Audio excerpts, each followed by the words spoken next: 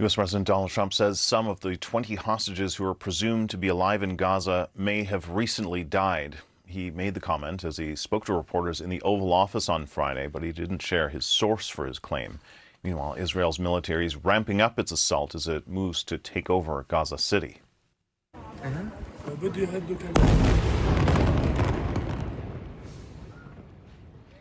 Well, you see that dramatic video showing Israel's military targeting a high-rise building in Gaza City on Friday.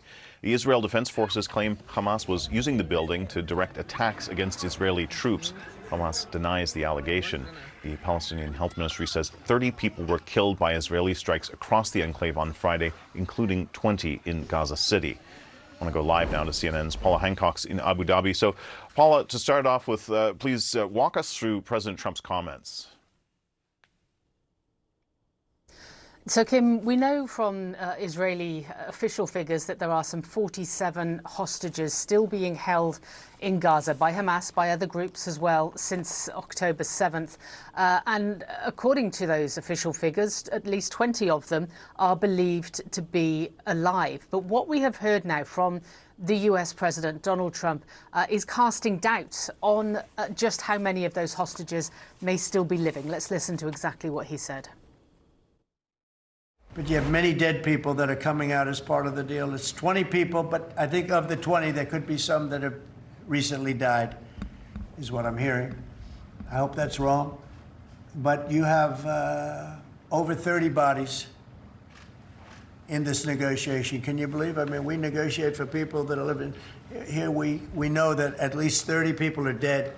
And we're negotiating to get them out. He said it's what I'm hearing. He didn't specify exactly where that was from, which source that would have been from. He also mentioned in in the same day that he believed there shouldn't be a deal where hostages are released bit by bit. He agrees that there should be a comprehensive deal, all the hostages being released. And this is what we are now hearing from the Israeli Prime Minister Benjamin Netanyahu, a change in strategy from Netanyahu himself, who has always wanted incremental deals in the past. And it is what we have seen that has really stalled the process in trying to secure that ceasefire hostage deal at this point. Now, we are also seeing operations by the Israeli military increase in and around Gaza City. The Israeli military says they believe that they have control of some 40% of Gaza City at this point. The plan from the Prime Minister and his cabinet is for them to take over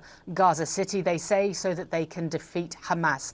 What we have seen, though, this Saturday morning is leaflets being dropped in Gaza City, in central Gaza as well, telling Palestinians to move south, saying that they should go to Mawasi. This is just on the coast, what they call a humanitarian zone. It is an area we know there is little humanitarian assistance, and also an area that has been targeted by the military in the past. They also say that they are going to be increasing humanitarian assistance in Khan Yunis in the south of Gaza. This is also an area where we have seen significant Israeli strikes recently, most notably last month. The strikes hitting the Nasser hospital in Khan Yunis, killing 22, including 5 journalists. So the areas that Palestinians are being told to move to are not safe areas from what we have seen and what we know on the ground.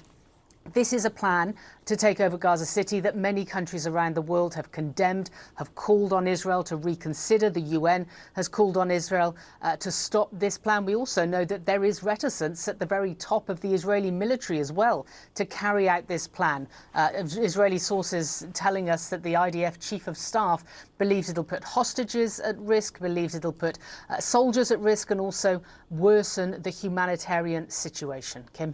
Oh, I appreciate that update. Paula Hancock, thanks so much. Israel says tens of thousands of reservists are being mobilized to help with the assault on Gaza City. But earlier this week, one group of reservists said they won't report for duty to fight in Gaza. They're part of a movement called Soldiers for Hostages. The group says it wants to get the hostages back. Members are also raising concerns about the humanitarian impact in Gaza, saying the war's objectives have become unclear. All right, for more on this, I want to bring in Anat Peled. She's a reporter with the Wall Street Journal and joins us now live from Tel Aviv. Thanks so much for being here with us. You've been reporting on this, on Israeli reservists who are essentially saying no to their country's call to duty here. You found commanders literally posting on WhatsApp groups begging for volunteers. I mean, how desperate has the recruitment situation become? Has this ever happened before? So this is Israel's longest war. And what we're seeing is that as we're heading to the 2-year mark, that just soldiers are getting very, very tired. There's different reasons people don't want to show up. That could be, growing opposition to the war, but also, family issues like wives who are asking men not to go back, or problems with work, being fired. So I mean, it's getting harder and harder as people have served hundreds of days when normally reserve duty happens about once a year for a few weeks for most, combat soldiers until age 40 or 45. So this is very unusual. Yeah, and it's worth saying most of these people aren't sort of draft dodgers and so on. I mean, they're battle-tested soldiers who've already, as you said, served hundreds of days in combat. I mean, you interviewed many of these soldiers. What was the most striking thing that they told you about why they're walking away? There were a few things. I think what we're seeing that's maybe a bit surprising is we are seeing a rise that's a bit hard to get the numbers on, but we are seeing a rise in suicide. So I spoke to, to the wife of one commander who talked about, her husband having to go identify the body of a fellow reservist. That is, a discussion that's being had and is people are talking about in Israel. I think the family situation is very difficult. So people keep going back. It's seen as a patriotic thing to do in Israel, but it really is tearing them apart.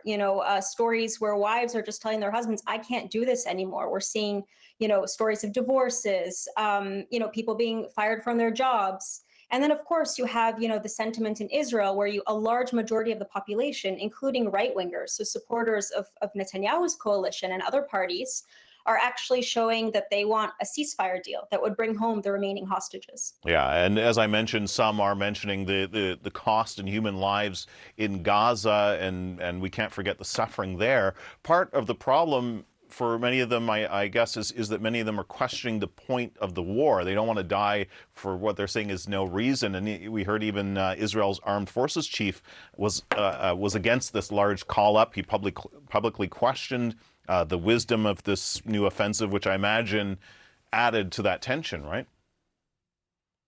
Yeah, so we know that there was a very fiery cabinet meeting, a security cabinet meeting. So that's the body that makes decisions about the war. And basically the chief of staff, we know from sources, was basically saying, this operation is going to put, first of all, we have a very tired army. The reservists are very exhausted. It's going to put hostages at risk. Just yesterday, we saw Hamas release a video of 2 Israeli hostages alive, and they were driving around Gaza City, according to the video. So that we have we know from experience that Hamas has orders to execute hostages when it feels in danger or Israeli forces come close.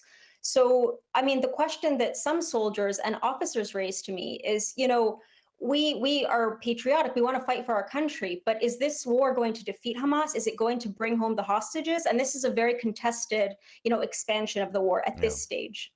I mentioned earlier that protest soldiers for hostages who say they won't report for duty. So what if they refuse? I mean, do they go to jail? What happens?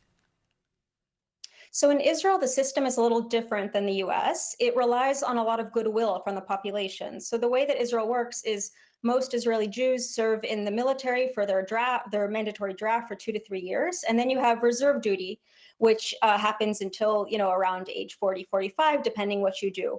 And it's usually something you do around once a year, but there are ways to get out of it. You can get exemptions for different reasons. And the issue is it's very problematic from the point of Israeli public opinion to jail people who have served for hundreds, 400 days, 500 days, leaving everything behind, going to fight again and again in a way that we haven't really seen ever happen before or in a long time. And so that would cause a lot of outrage. There have been very few cases where that happened. So what we're seeing is kind of what they call in Hebrew, like a gray opposition, or like kind of refusing to show up for duty, but not, making excuses or just saying I can't do it right now. Mm. And that is getting harder for commanders who are turning to unusual methods, as you mentioned. I mean, you can see posts on chat groups on social media of people just asking for forces to come. Yeah, and on that, I mean, you're saying they're having to come up with these innovative methods to get people in. They have to reorganize units to fill the gaps. I mean, how is this expected to actually affect Israel's fighting capability? So I think, to be fair, I think that they will be able to get by in this operation. That is the estimate that I'm hearing from people. They're going to manage. However, this is, a bigger problem going forward in the next few years, because Israel is fighting not only in Gaza in a war that, at the moment doesn't seem to have an end in sight. It's also fighting in the West Bank. It has a lot of troops also on the border with, and also inside Syria and Lebanon, and continuing tensions with Iran. So it's fighting on all these different fronts, and it's going to keep needing soldiers. So even if they can get by on this operation, it raises a question and, for just growing frustration from the society, because it's the same group of people coming each time.